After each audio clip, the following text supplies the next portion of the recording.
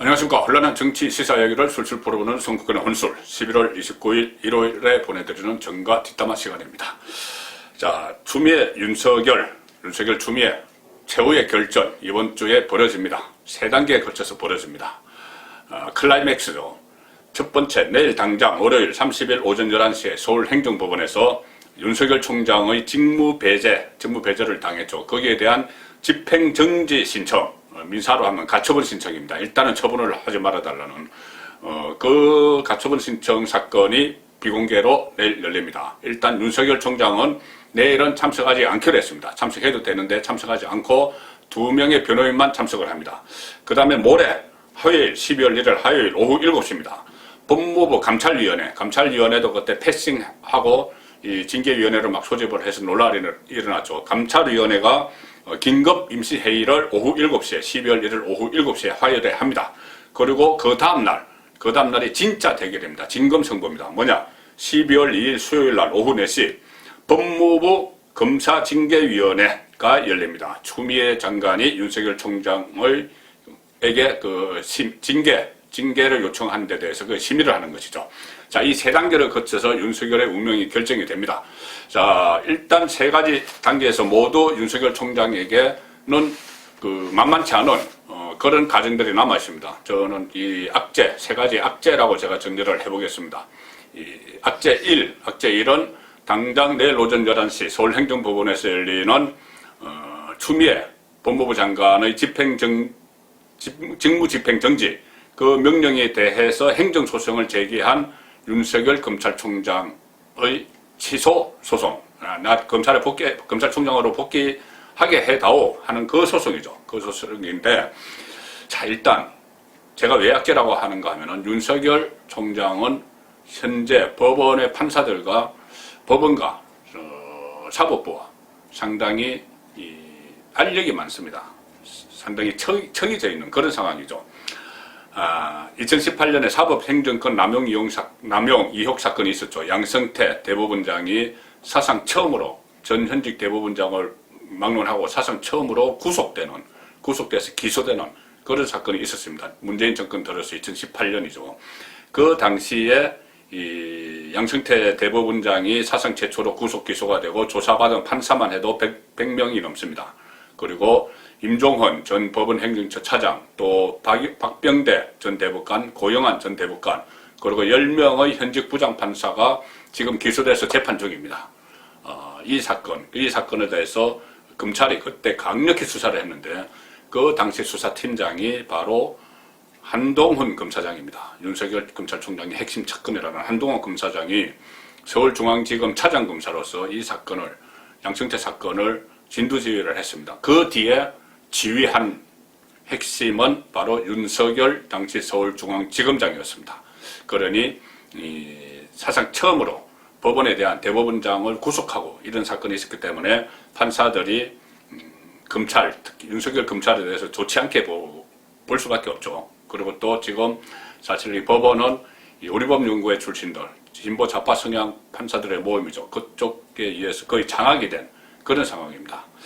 이런 상황에서 아이러니하게도 당시 윤석열 서울중앙지검장이 양성태 전 대법원장에게 적용한 혐의가 직권남용, 권리행사 방해였습니다. 이른바 판사 블랙리스트를 만들고 막 그랬다는 이야기죠. 직권남용, 권리행사 방해였는데 공교롭게도 추미애 법무부 장관이 대검의 윤석열에 대한 수사를 의뢰하면서 적용한 혐의가 직권남용, 권리행사 방해 똑같습니다. 윤석열이 양성태에게 적용했던 그 혐의, 이것을 추미애가 윤석열에게 적용을 했습니다. 그리고 또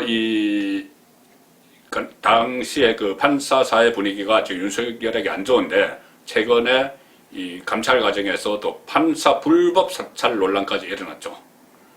윤석열의 대검이 판사들을 불법 사찰했다, 이렇게 프레임을 지금 추미애 장관 쪽에서 만들었습니다.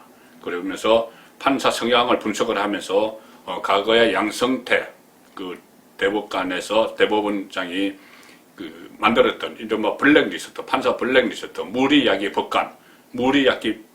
법관의 전력 같은 것도 판사들에게 기재가 되어 있었다. 그래서 지금 판사와 검사를 갈라치기 한 이 정권 차원에서 갈라치기로 했죠. 그래서 판사들이 부글부글 끓고 있는 이 상황에서 행정법원에 가게 됩니다. 심지어 뭐 대검 감찰부가 여러 건의 그 대검 수사 정보 담당관실, 블랙리스트, 문건을 만들었다는, 사찰 문건을 만들었다는 그 부서에 대한 압수수색 영장을 신청을 할 때도 판사가 법원에서 바로 영장을 내주는 그런 상황이 있었기 때문에 이 법원에서는 일단 상당히 불리합니다. 이 윤석열 검찰총장이 불리한 것이죠. 그렇기 때문에 내일은 일단 불출석하는 것 아니냐, 그리고 성부를 그 다음 2일날 열리는 징계위에서 걸려는 것 아니냐, 그런 분석이 나옵니다. 그리고 또 특히 내일은 이 직무정지를 시킬 만한 사안이냐, 윤석열에 대해서 그것은 본안심사에서 따집니다. 내일은 그것 따지는 게 아닙니다. 지금 뭐 무리하게 적용을 했다, 6가지 혐의 적용을 했다 그렇게 하는데 그것은 지금 내일 따지는 게 아니고 본안심사, 뭐 언제 끝날지 모르는 그 심사에서 따지고, 내일은 다만 가처분 신청인데 지금 당장 직무정지 집행을 취소를 시키지 않으면, 윤석열을 검찰총장 자리에 다시 앉히지 않으면 검찰 조직에 회복할 수 없는 중대한 손해가 발생하느냐 안 하느냐, 그것만 가져갑니다. 그것을 중대한 손해가 발생을 한다고 입증을 해야 되는 것이죠, 검찰총장 쪽에서. 그런데 뭐 수사 지휘권을 상실했다, 뭐 이런 정도가 중대한 검찰 조직에 중대한 손해가 발생하는 것이냐, 회복할 수 없는, 이 부분에 대해서는 참 입증이 쉽지 않다, 그런 말이 나오고 있습니다.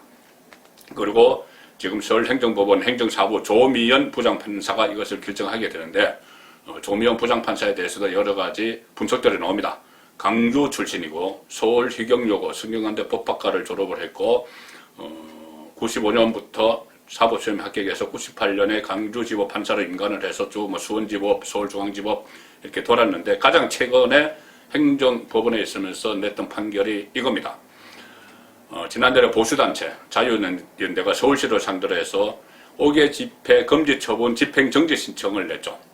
왜 5개 그 집회를, 문재인 정권 규탄하는 집회를 하지 못하게 하느냐, 그것을 금지한 것을 취소하라, 이 가처분 신청을 냈는데 그것을 받아들이지 않았습니다. 코로나 때문에 집회하면 안 된다, 이런 판결을 했던 판사다. 자, 그 판사 성향까지 지금 이야기가 되고 있는 거죠. 보수단체 불리한 판사를 판결했다는 판사다. 자, 이야기입니다. 그 다음에 윤석열의 악재 두 번째는 모레 넘어야 될 법무부 감찰위원회 회의입니다. 물론 이 법무부 감찰위원회는 처음에 이 추미애 장관이 패싱을 했다고 해서 감찰위원회의 민간위원 전체가 9명인데 6명이 민간위원인데 6명의 민간위원이 반발을 했죠. 반발을 했습니다. 그리고 추미애 장관이 이번 윤석열 감찰을 앞두고 법무부 감찰위원회가 이 징계를 하는데, 감찰을 하는 과정에서 감찰위원회의 자문을 받도록 돼 있다, 받아야 한다, 이 항목을 받을 수 있다, 이렇게 설정 고쳐가지고 뭉개버렸습니다. 이 감찰위원회의 기능을 뭉개버렸죠. 그래서 감찰위원들이 반발을 해서 결국 12월 1일 모레 오후 7시에 열리기는 열립니다. 그래서 이것 때문에 감찰위원회에서 상당히 윤 총장에 대한 직무정지 및 징계 청구가 부당하다, 이런 결론을 낼 가능성은 일단 높습니다. 이것은 정치노조, 윤석열에게 정치노조. 그런데 이 감찰위원회의 이런 의견 결집이 권고사항입니다. 강제성이 없는 것이죠. 논의사항이 징계위원회 결정에 영향을 미치지 않습니다. 감찰위 규정에 따르면은 위원장은 토의 결과에 따른 의견을 법무부 장관에게 제시하며 필요한 조치를 권고할 수 있다. 그러면은 추 장관이 뭐 감찰위원회 권고 안 따라도 된다는 이야기입니다. 지금 뭐 감찰위원회 권고 따라, 만약에 감찰위원회가 윤석열에게 유리한 그런 권고를 한다고 하면 그거 따르지 않겠죠. 지금 뭐 기세를 보면 전혀 그걸 무시해버릴 겁니다. 그렇기 때문에 이것도 윤석열에게는 악재다. 마지막 세 번째 악재. 2일, 화요일, 수요일날 열리는 징계위원회입니다. 월, 화, 수 계속 딱 열리고 3일날 징계위원회가 열리죠. 일단 아마 이 징계위원회, 여기서 윤석열 총장이 승부수를 거는 것 같습니다. 내일 행정법원에는 출석하지 않고, 이 징계위원회도 본인이 출석하지 않고 뭐 특별 변호인들을 내세울 수가 있는데, 여기는 본인이 직접 나간다. 이것이 지금 그 검찰 주변에서 들리는 이야기입니다. 직접 나와서 본인이 한번 적진이나 다름없습니다. 징계위원회 적진이나 다름없는 데서 승부를 걸어보겠다 이 생각을 하고 있는 것 같습니다. 왜 적진이나 다름없냐고 하면은 구성이 그렇습니다. 징계위원회 구성이 모두 7명인데 원래는 법무부 장관이 위원장입니다. 그런데 본인이 법무부 장관이 청구를 한 것이기 때문에 법무부 장관은 빠지고 고기영 법무부 차관이 추미애 장관의 대행을 합니다. 위원장으로. 그 다음에 검사 2명이 있는데 검사 2명은 법무부 장관이 지명을 합니다. 그 중에 검사 2명 중에 한 명은 특히 통상적으로 법무부의 검찰국장이 맡습니다. 지금 검찰국장 심재철이죠. 핵심 부하입니다. 심재철이 맡습니다. 그리고 핵심 신복이죠. 뭐 부하라는 표현은 뭐 안 한다고 하니까는 신복도 안 한다고 했죠. 어쨌든 가장 가까운 추미애와 가장 가까운 핵심 측근입니다. 그리고 또 장관이 위촉한 이것도 추미애 장관이 위촉하는 3명의 그 외부인, 3명의 외부인, 변호사, 법학교수, 학식과 경력을 갖춘 사람 이렇게 되어 있는데 3명의 외부인도 법무부 장관이 위촉을 합니다. 전부 추미애 사람들이 징계위원회를 하는 것이죠.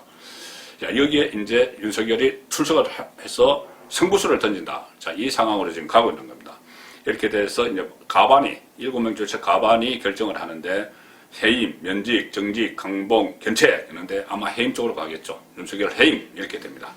그래서 만일에 내일 그 행정법원에서 집행정지 신청이 내일 결정을 하든 모레 결정을 하든 받아들여져서 윤석열이 검찰총장이 잠깐 복귀하더라도 징계위원회에서 해임을 청구를 하고 문재인 대통령에게 해임을 제청을 하고 추미애가 제청을 하고 문재인이 해임을 하고 이러면은 다시 하루 이틀 만에 다시 그 검찰총장직에서 물러나는 이런 상황이 올 수가 있기 때문에 지금 윤석열은 내일은 나가지 않고 모레 그 2일날 수요일날 열리는 징계위의 승부를 거는 것 같습니다. 자, 이 해임 징계에 대해서는 또다시 불복을 신청을 할 수가 있습니다. 만약에 해임 징계가 나오면 거기에 대해서 윤석열이 또 불복 신청을 행정법원에 할 수가 있습니다. 그러면 상당히 지루해지죠. 국민들도 그러면 짜증납니다. 지루해지고 그렇게 되면 이미 만신창이가 됩니다. 윤석열은 만신창이가 돼서 다시 뭐 가처분 신청을 하고 본안 심리에 들어가고 해도 어차피 살아있는 권력 수사는 못하게 됩니다. 지휘를 못하게 됩니다. 그것을 문재인 정권이 노리는 것이겠죠. 그런 법적 절차가 다 있더라도 그래 해봐. 우리는 그냥 뭐 계속 이렇게 시간 걸면서 윤석열의 손발만 묶어 놓으면 그만이야. 그리고 내년 7월 그 임기가 다 되니 뭐 그때까지 계속 재판 가보자. 뭐 이런 심리일지도 모릅니다. 자, 그 상황에서 지금 모든 것이 윤석열에게 불리한데 다만 큰 변수가 하나 있습니다. 일선 검사들의 집단 반발이죠. 폭발하고 있습니다. 이번 주에 어떻게 폭발할지 모릅니다. 화산처럼 폭발할 것 같습니다. 추미애 장관이 지난주에 그 주말경에 입장문을 냈는데 그 입장문이 오히려 검사들의 그 분노에 불을 붙였습니다. 이런 입장문을 냈죠. 아니 그래 판사 불법 사찰 문건 여기에 대해서 검사들은 왜 아무런 언급도 않고 당연하다고 그렇게 하느냐. 나 그거 태워보고 충격받았다 이렇게 이야기했습니다. 검사들이 이 판사 불법 사찰 여기에 대해서 왜 아무 말도 안 하느냐. 그런데 불법 사찰 프레임은 추미애가 붙인 것이죠. 검사들은 불법 사찰이라고 생각을 안 하기 때문에 입장 표명을 안 하는 겁니다. 검사들은 이것을 단순히 업무 참고 자료로 모아놓은 거다 이렇게 생각을 하기 때문에 불법 사찰을 안 하기 때문에 아니라고 생각을 하기 때문에 입장 표명을 안 한 것인데 거기에 대해서 추미애가 야 검사들 정말 너희들은 너무하는 거 아니야? 너희들 뭐 잘못한 거 하나도 모르고 뭐 그렇게 하니 내 충격받았다 이런 식으로 또 반응이 나오니 검사들이 더 개강이 돼서 심지어 제가 말씀드린 그 법무부 검찰국 심재철이 국장이죠. 추미애 핵심 측근. 그런데 검찰국 평검사 10명도 심재철 그 검찰국장을 면담을 해서 윤석열 직무정지에 대한 부당성을 따졌다고 합니다. 법무부 검찰국 검사들조차. 그리고 이성윤 서울중앙지검장 또 한 명의 핵심 측근이죠. 추미애 문재인의 핵심 측근이죠. 이성윤 서울중앙지검이 있는 지검장이 있는 그 중앙지검의 부장검사들도 공동성명을 냈습니다. 이 부장검사들은 윤석열 가족 처가 사건과 또 측근 사건을 수사하는 그런 부장검사들인데 그 부장검사들까지 이성윤 밑에 있는 사람들인데 윤석열 징계는 부당하다. 직무정지는 부당하다.